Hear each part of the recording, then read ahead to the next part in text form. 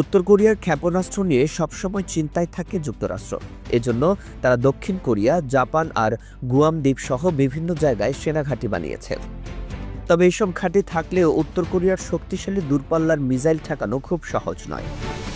ধরা যাক উত্তর কোরিয়া হঠাৎ করে যুক্তরাষ্ট্রের দিকে একটি হোয়াংসাং 15 নামের ICBM দূরপাল্লার ক্ষেপণাস্ত্র ছুড়ে দিল। এটা 40 ফুট লম্বা এবং খুব দ্রুত গতিতে মার্কিন ভূখণ্ডের দিকে ছুটে আসছে।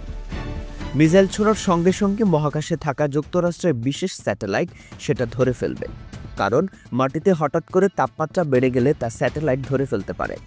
সঙ্গে সঙ্গে খবর চলে যাবে যুক্তরাষ্ট্রের বিশেষ সামরিক ঘাঁটি বাকলি এয়ারফোর্স বেসে। ওখান থেকে দেশের সব প্রতিরক্ষা ইউনিটকে জানিয়ে দেওয়া হবে। এ সময় মিসাইলটা এতটাই উপরে থাকবে যেটা সাধারণ কোনো যুদ্ধবিমান থেকেও অনেক উঁচু। এই প্রথম ধাপের রকেট তখন জ্বালানি শেষ করে ঝরে পড়বে, আর দ্বিতীয় ধাপের রকেট শুরু হবে। তখন মার্কিন প্রেসিডেন্টকেও জানানো হবে পরিস্থিতি।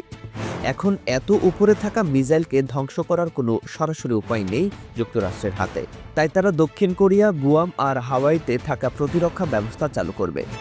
যুদ্ধ জাহাজে থাকা ক্ষেপণাস্ত্র প্রতিরক্ষা সিস্টেমও তৈরি থাকবে, কিন্তু হোয়াংসং 15 এর মতো দূরপাল্লার মিসাইল ঠেকাতে এগুলো যথেষ্ট নয়। তখন যুক্তরাষ্ট্র ব্যবহার করবে তাদের সবচেয়ে শক্তিশালী গ্রাউন্ড বেসড ইন্টারসেপ্টর মিসাইল, যেগুলো আলাস্কা আর ক্যালিফোর্নিয়া থেকে ছোড়া হয়।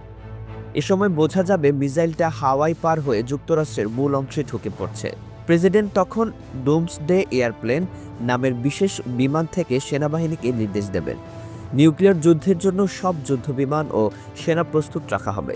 মিসাইলটি তখন শুধু এর ওয়ারহেড বা বিস্ফোরক অংশ নিয়ে ছুটে চলবে সেকেন্ডে 4.2 মাইল গতিতে। এটা আঘাত করতে পারে লস অ্যাঞ্জেলেস বা ওয়েস্ট কোস্টের যে কোনো শহরে। যুক্তরাষ্ট্র তখন একের পর এক ইন্টারসেপ্টর মিসাইল ছুড়ে দেবে মাটিতে আঘাত হানার আগেই মিসাইলটিকে ধ্বংস করতে। কিন্তু বিপদ এখানেই, এই মিসাইলের মাথা থেকে বেরিয়ে আসতে পারে 8টা ছোট ছোট ওয়ারহেড।